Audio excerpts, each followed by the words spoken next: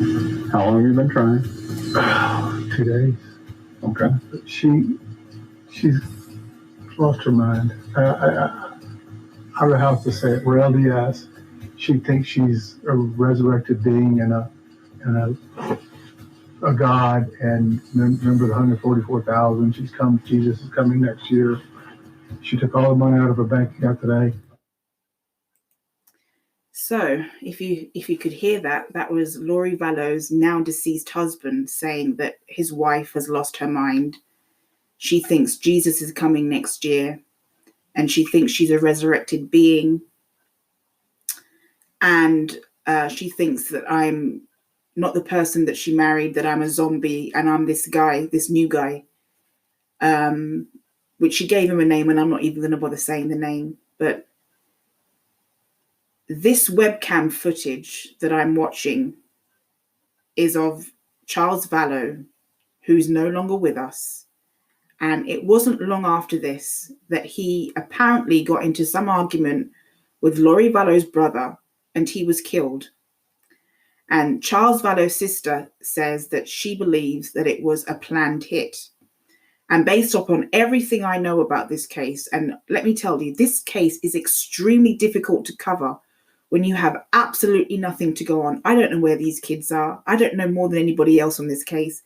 I'm trying to understand, and I'm trying to investigate, and I'm trying to, I'm trying to basically get my frustration out. I'm trying to release my frustration, because I really believe that if Lori Vallow was an African-American woman, that her punishment right now would be a lot harsher, and that there would be more of a demand for information, because I just think that she's getting away with a lot. Now, as far as the kids go, now these kids, let's just see.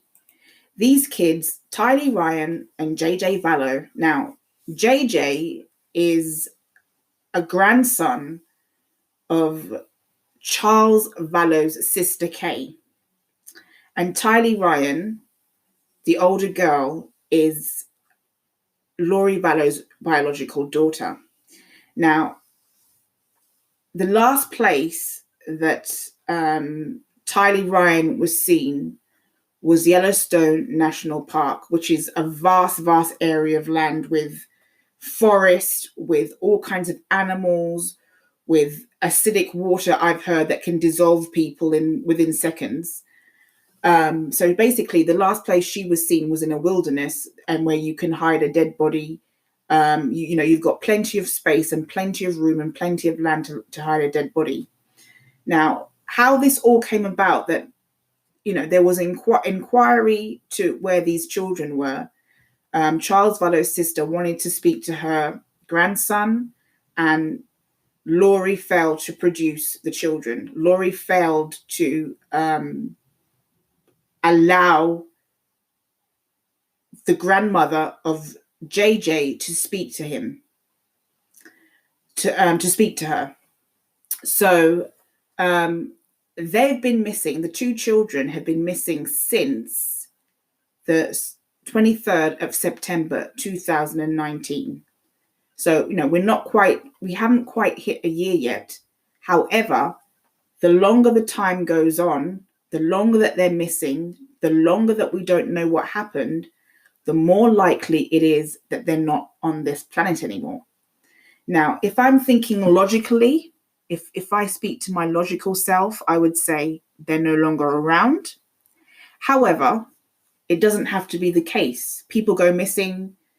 There have been a few instances where people go missing and people turn up a month, a year later, 5 years later, 18 years later. It's rare, but it does happen.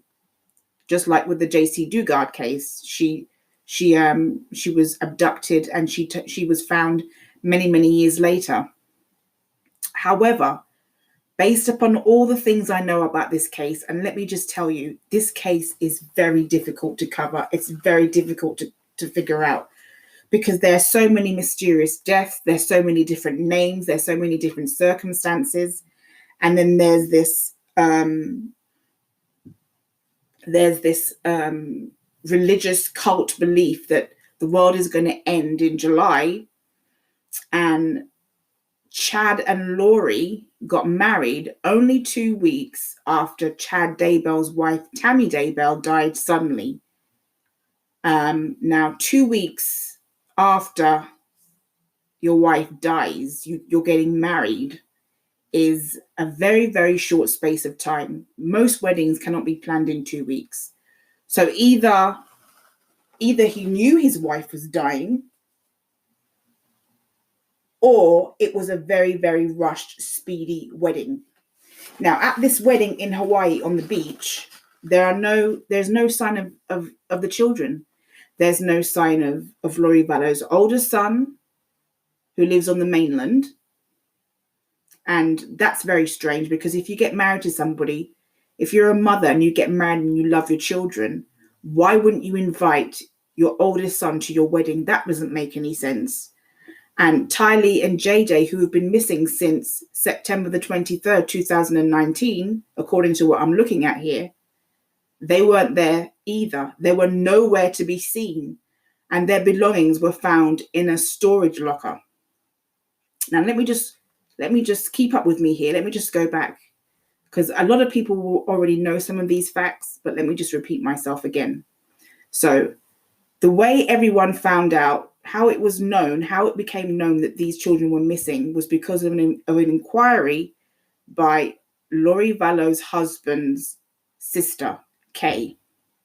And Lori Vallow told the police when they came knocking that JJ was staying with her friend Melanie Gibbs in Arizona. Melanie Gibbs is the woman that recently gave the interview, the 3-part interview that came on television, that came on the news. And Lori Vallow wanted Melanie to lie to the police, and she refused. And that's how this all came about. It was basically a very, very, general inquiry. We want to speak to our grandson. Where is he? And that's how it came to light that these 2 kids are nowhere to be found. So you have a woman that is now on her 5th marriage, and it seems to me that she chases after the money, or she chases after narcissistic supply, because it seems like every time a marriage doesn't work out, or somebody doesn't fit all the criteria that she's looking for, it seems to me that she just goes on to the next man. And in this case, I think it was for a while she was telling her husband, Charles Vallow, the one who was killed by her brother, that they're just not spiritually connected anymore. And that she feels like she's been resurrected or reawakened, and that his spirituality doesn't work out with hers, that they're just 2 different people. And that's how she moved on to this next guy. So she's with this next guy. They got married on the beach, and basically they eloped. They left the United States and they eloped to Hawaii, and that's where they were found.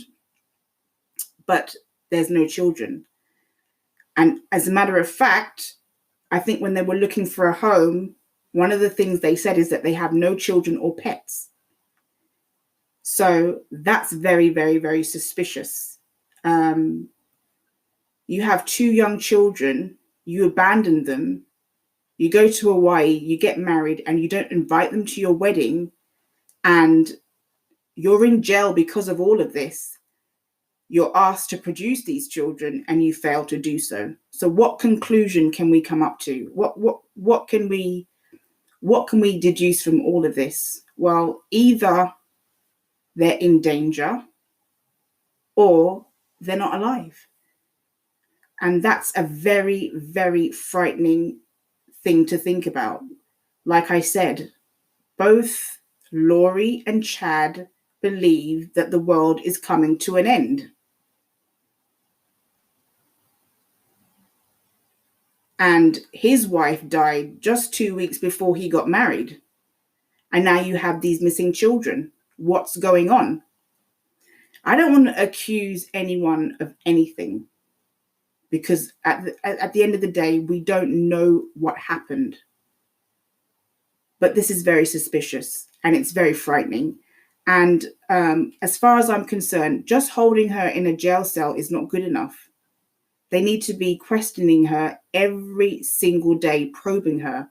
I mean, I'm not really a fan of tasering people or using torture tactics on people, but I feel that if she doesn't speak, that torture tactics are going to have to be used on her, because you can't have kids missing and the mother not saying anything.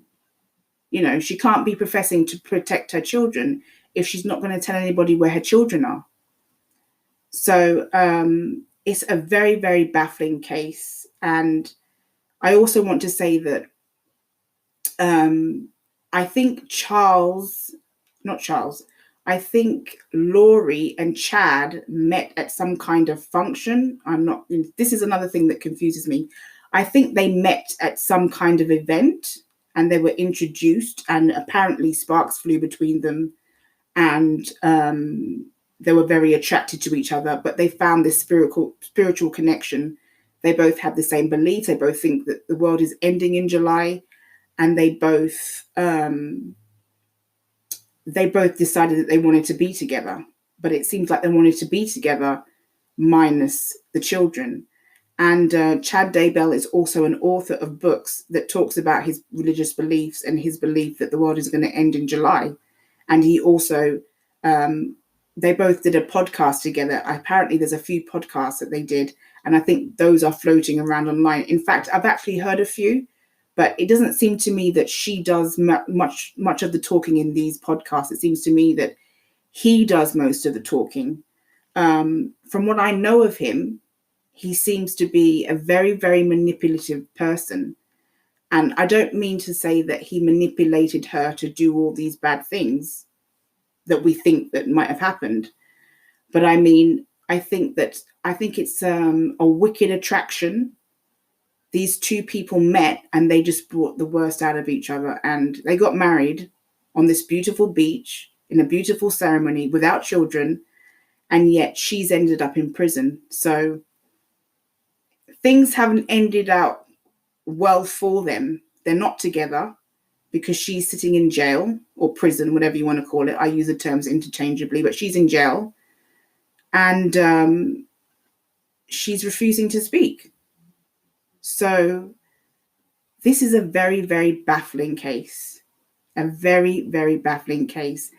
And the longer the time goes, as time goes on, you know, the next week, the next month, the next year, the longer time goes on and we don't hear a word about these kids, is the more likely that they're probably not alive. But I'm going to be honest with you. As mentally ill as I think she might be, and let me just say, mental illness doesn't mean insanity necessarily. I think she has a modest mental illness. I don't believe that she doesn't know the difference between right or wrong. I've watched her in court. She understands, she knows what's going on. She's not insane. I don't believe she's criminally insane. I don't believe she's completely lost her mind. But I do think that she's mentally ill to an extent, because a normal person would have produced their children by now. A normal person would have said, if you want to speak to my children, here they are. This is their number. A normal person would have invited their children to their wedding. A normal person wouldn't have these very extreme beliefs that the world is going to end in July. A normal person wouldn't flee after being questioned about their children to another country and not have their children with them. It just doesn't make any sense. Like I said, I don't want to say that these children are not around anymore, because I don't know. I don't know what's going on. I don't know any more than anybody else. We might find in 1 week, 1 year, I don't know, in 10 months maybe, that these children have been hiding out somewhere and they're alive and fine. But what I can say is that what's going on in this case is very concerning and very suspicious. And even if they are found alive and well, what about Tammy Daybell? What about Charles Vallow? I believe at least one of them were murdered. I believe Charles Vallow was murdered. So it's not just about the children, although I do think the children are the most important aspect of this. Other people have mysteriously died, and this couple got married 2 weeks after one of these mysterious deaths. So that's all for today.